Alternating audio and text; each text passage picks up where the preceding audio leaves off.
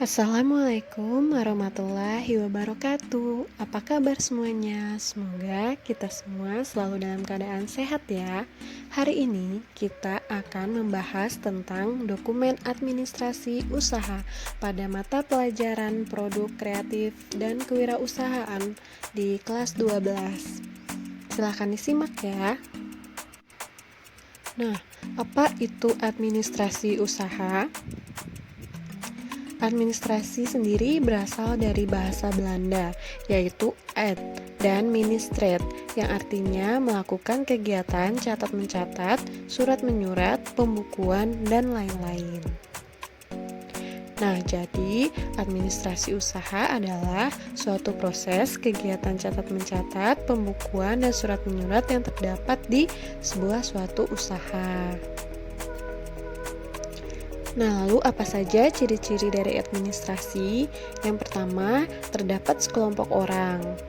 Yang kedua, terdapat bentuk kerjasama sekelompok orang. Dan yang ketiga, terdapat tujuan yang akan dicapai. Lalu, terdapat proses kegiatan usaha. Dan yang terakhir, terdapat kepemimpinan, bimbingan, dan pengawasan.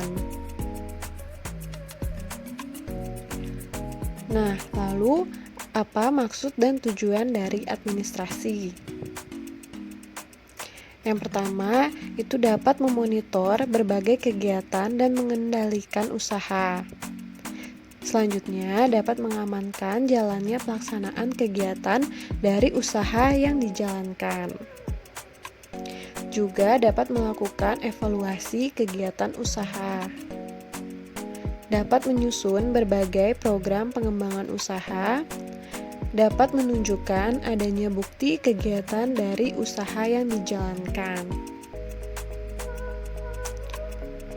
Nah, selanjutnya, administrasi pengelolaan usaha itu terdiri dari perizinan usaha, surat menyurat, pencatatan barang dan jasa, pencatatan transaksi keuangan, dan pajak. Kita bahas satu-satu ya. Yang pertama, surat izin usaha. Surat izin usaha adalah surat yang dikeluarkan oleh pihak berwajib pemerintah yang menyatakan bahwa secara resmi kegiatan usaha layak dan diperbolehkan atau dijalankan dalam waktu tertentu. Nah, jadi, kalau kalian memiliki sebuah usaha, maka kalian wajib memiliki surat izin usaha. Perizinan usaha diperlukan untuk mendukung operasional usaha, baik usaha kecil, menengah, perseorangan, ataupun usaha berskala besar. Nah, surat izin usaha yang harus dimiliki oleh pengusaha ini dimaksudkan pemerintah sebagai usaha dalam rangka pembinaan, pengarahan, dan pengawasan kegiatan usaha agar terjadi tertib usaha dan dapat menjamin kelancaran arus barang demi memperoleh kepastian usaha. Nah, lalu apa saja kegunaan dari surat izin usaha ini bagi pengelola usaha? Yang pertama, untuk menciptakan ketenangan dalam berusaha. Lalu untuk menjamin kepastian hukum dalam berusaha. Lalu sebagai syarat pelaksanaan kegiatan usaha dan untuk menjaga hubungan baik antara kegiatan usaha dengan masyarakat sekitar, lingkungan usaha, dan pemerintah. Jadi dengan adanya surat izin usaha ini dapat menjamin usaha kalian.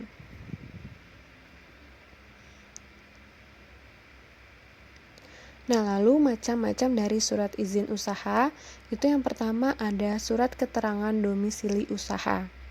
Ya, itu ada contoh dari suratnya. Nah, atau SKDU. SKDU ini merupakan surat atau dokumen kelengkapan izin usaha yang dikeluarkan oleh kantor kelurahan atau kecamatan di mana usaha Anda didirikan. Lalu yang kedua ada surat izin tempat usaha atau SITU. Nah, SITU ini merupakan dokumen wajib yang harus dimiliki oleh pemilik usaha, perorangan, perusahaan, maupun badan usaha sebagai bukti izin dan legalitas dari tempat usaha tata ruang wilayah. Nah, ini jika kalian ingin membuka usaha, maka kalian harus memiliki surat izin tempat usaha.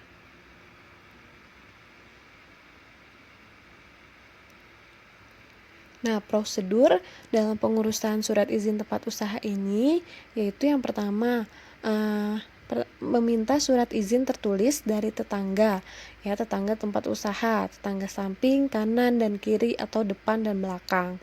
Setelah itu, meminta surat izin tidak keberatan dari tetangga diperoleh, lalu surat izin tersebut perlu diketahui oleh ketua RT, ketua RW, lurah, camat untuk mendapat persetujuan.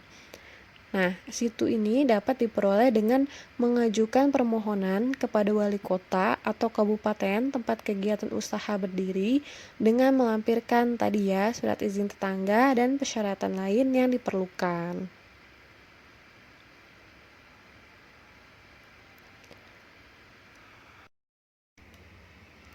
Nah, lalu ada syarat-syarat pengajuan situ.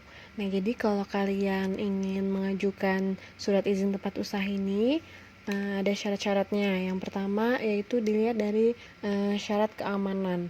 Ya, jadi syarat keamanan ini contohnya seperti di usaha kalian ini harus memiliki sekurang-kurangnya dua buah alat pemadam kebakaran ya. Nah, yang alat ini harus berfungsi dengan baik dan dapat digunakan.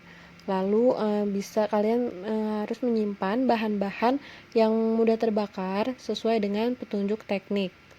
Ya, lalu bangunan harus terdiri atas bahan-bahan yang tidak mudah terbakar. Seperti itu. Lalu juga harus menaati undang-undang keselamatan kerja. Ya, yang kedua ada syarat kesehatan. Ya, syarat kesehatan di sini usaha kalian harus menjaga kebersihan dan kesehatan di dalam maupun di sekitar kegiatan usaha. Lalu menyediakan tempat pembuangan sampah yang memadai. Nah, juga mencegah kemungkinan terjadinya pencemaran lingkungan. Lalu di tempat usaha kalian juga harus menyediakan alat-alat pertolongan pertama pada kecelakaan ya, K3. Nah, lalu ada syarat ketertiban. Nah, syarat ketertiban ini misalnya kalian harus menjaga ketertiban di dalam maupun di luar kegiatan usaha. Ya, lalu kegiatan usaha harus dilakukan sesuai jam kerja yang telah ditentukan. Ya, lalu penggunaan bangunan juga harus sesuai dengan peraturan yang telah ditetapkan oleh pemerintah ya, atau oleh Pemda yang bersangkutan. Nah, lalu ada persyaratan lain. Nah, persyaratan lain di sini misalnya seperti lebih mengutamakan pekerja di lingkungan sekitar ya. Jadi kalian harus mengutamakan pekerja-pekerja atau karyawan kalian itu dari lingkungan sekitar tempat usaha dulu. Ya, lalu persyaratan lainnya juga harus menjaga ketertiban, kebersihan, dan keindahan lingkungan usaha. Itu merupakan contoh-contoh syarat dari pengajuan surat izin tempat usaha. Nah, lalu lampiran-lampiran yang diperlukan itu ada surat izin dari tetangga, fotokopi KTP pemilik usaha, lalu fotokopi lunak pajak bumi dan bangunan, ada juga fotokopi izin mendirikan bangunan ya, atau IMB, lalu fotokopi NPWP, dan fotokopi analisis mengenai dampak lingkungan atau AMDAL. Jadi ini lampiran-lampiran yang harus dilampirkan pada saat ingin mendaftar surat izin tempat usaha. Nah, selanjutnya ada surat izin usaha perdagangan ya, atau SIUP. Nah, ini diperlukan berdasarkan tempat kedudukan perusahaan dan berlaku untuk kegiatan perdagangan. Ya, masa berlaku SIUP ini tidak terbatas selama perusahaan tetap aktif. Ya, ini merupakan salah satu contoh ya dari surat izin usaha perdagangan ini. Nah, siup ini juga terdiri dari berbagai macam. Yang pertama ada siup mikro. Nah, siup mikro ini diperlukan untuk perusahaan yang memiliki modal dan kekayaan bersih di bawah 50 juta. Ya, di luar lahan dan bangunan. Jadi kalau penghasilannya itu atau modalnya di bawah 50 juta, maka dia siupnya ini termasuk dengan siup mikro. Nah, lalu ada yang kedua, siup kecil. Ini diperlukan untuk perusahaan yang memiliki modal dan kekayaan bersih 50 sampai 500 juta. Ya, di luar dari lahan dan bangunan. Nah, yang ketiga ada siup menengah. Kalau menengah ini diperlukan untuk perusahaan yang memiliki modal dan kekayaan bersih 500 sampai 10 miliar.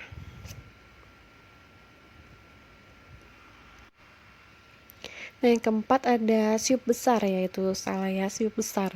Nah, siup besar ini diperlukan untuk perusahaan yang memiliki modal dan kekayaan bersih di atas 10 miliar di luar lahan dan bangunan. Jadi macam-macam surat izin usaha perdagangan atau siup ini ada 4 ya. Yang pertama, mikro, kecil, menengah, dan besar.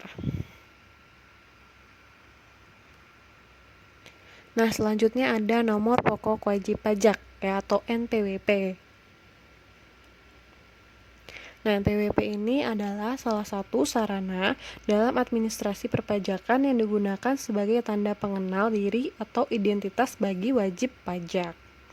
Jadi setiap orangnya harus memiliki NPWP.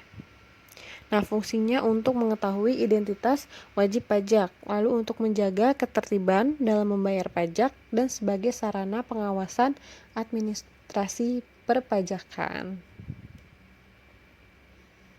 Selanjutnya ada tanda daftar perusahaan atau TDP. Nah, ini merupakan bukti yang sah yang menyatakan bahwa usaha yang kalian miliki ini telah terdaftar secara sah. TDP ini wajib dimiliki oleh kalian yang memiliki usaha berbadan hukum seperti CV, firma, maupun PT.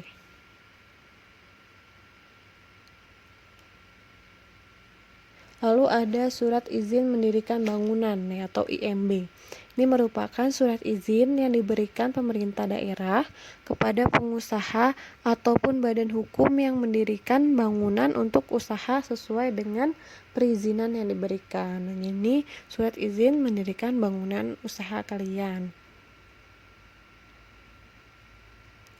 Nah, selanjutnya ada izin BP POM, yaitu izin BP POM ini adalah surat izin usaha yang dikeluarkan oleh Badan Pengawas Obat dan Makanan atau BPOM. Ini untuk melindungi masyarakat terhadap bahaya konsumsi produk makanan, minuman, dan obat-obatan. Ya, jadi kalau misalnya kalian menjual atau kalian memproduksi sebuah makanan, obat-obatan atau minuman yang dikonsumsi oleh masyarakat atau pembeli kalian, ini kalian harus memiliki surat izin BPOM ini. Nah, lalu yang kedua, ya tadi kan sudah surat izin usaha ya. Yang kedua ini ada dokumen usaha surat menyurat. Ya, kegiatan surat menyurat ini penting dalam kegiatan usaha karena sebagai salah satu bentuk hubungan dengan pihak lain yang bersangkutan. Nah, macam-macam dari surat menyurat usaha ini. Yang pertama ada surat perkenalan. Ya, surat perkenalan ini surat dari penjual kepada calon pembeli yang berisi tentang perusahaan penjual agar diketahui oleh pembeli. Ya, jadi untuk kalian memperkenalkan usaha yang kalian miliki. Ya, surat penawaran ini berisi informasi perusahaan penjual yang terdiri atas nama perusahaan, lalu gambaran kemampuan yang dimiliki, tenaga ahli dan peralatan yang dipakai, lalu pekerjaan atau proyek yang pernah ditangani, dan harapan yang dikehendaki calon penjual. Ya, apabila kalian ingin membuat kontrak sebuah kontrak dengan dengan pembeli kalian, maka kalian dapat membuat surat perkenalan ini. Lalu ada surat permintaan penawaran. Ya, surat yang diminta dan dikirimkan calon pembeli kepada penjual untuk meminta penawaran mengenai barang atau jasa tertentu yang dibutuhkan. Ya, jadi ini dikirimkan oleh calon pembeli kepada penjual ya tadi. Jadi sebaliknya. Nah, ini terdiri dari nama dan jenis barang apa yang diinginkan atau dibutuhkan, lalu ciri-ciri khususnya itu seperti apa, itu ya seperti tipe, ukuran, kualitas, kapasitas dan warna. Lalu harga satuannya, cara pembayarannya, cara penyerahan barang, lalu potongan harga, lalu kemudahan yang mungkin diperoleh pembeli ya, misalnya servis gratis atau garansi seperti itu. Jadi ini merupakan isi dari surat permintaan penawaran. Lalu ada surat pesanan. Ini merupakan surat yang dibuat pembeli kepada penjual yang berisikan pemesanan barang atau jasa. Ya, isi pokoknya nama ya, nama jelas, tipe, dan ciri-ciri barang yang akan dipesan. Lalu jumlah atau banyaknya. Lalu cara pembayarannya seperti apa, cara penyerahan dan pengiriman barang yang dikehendaki. Lalu waktu penyerahan atau waktu pengiriman yang diinginkan. Nah, lalu yang ketiga ada pengurusan pajak. Nah, pajak itu adalah salah satu dari jenis administrasi usaha antara pengusaha dengan negara atau pemerintah ya. Nah, pajak ini ada pajak penghasilan ya, pajak penghasilan atau PPh. Ini adalah pajak yang dikenakan kepada orang pribadi ya atau badan atas penghasilan yang diterima dalam 1 tahun pajak. Ya, jadi kalau kalian membuka suatu usaha, maka kalian wajib ya untuk membayar pajak secara rutin. Nah, lalu ada pajak PPN, ya pajak pengembalian nilai. Ya, itu adalah pajak yang dikenakan atas konsumsi barang kena pajak atau jasa kena pajak di dalam daerah pabean atau wilayah Indonesia. Ya, sekian pemaparan materi mengenai dokumentasi administrasi usaha. Semoga kalian paham dengan apa yang disampaikan. Sampai berjumpa di materi berikutnya. Assalamualaikum warahmatullahi wabarakatuh.